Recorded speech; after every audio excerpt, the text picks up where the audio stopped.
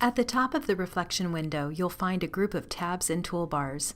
This interface is similar to many Microsoft Office products and is intended to help you quickly find the commands you need to complete your tasks.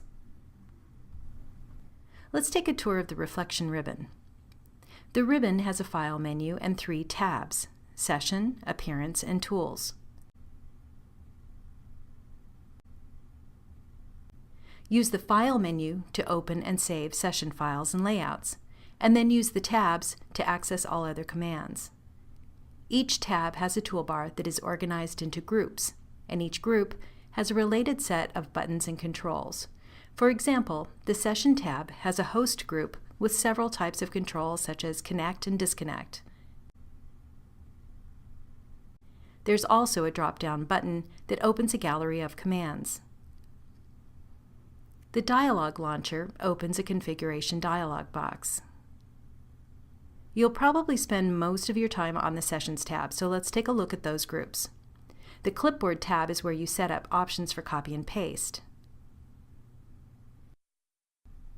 Transfer is used to open dialog boxes for FTP transfer or reflection transfer.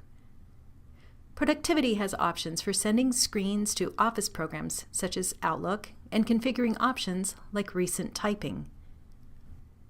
Screen History allows you to capture screens manually or automatically as you navigate through a session.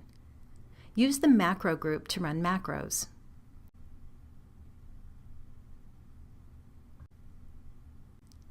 Now let's take a look at the Appearance tab. From here, you can change the look and feel of your session. You can change the background, text color, and font by choosing one of the available themes, or you can create your own custom theme.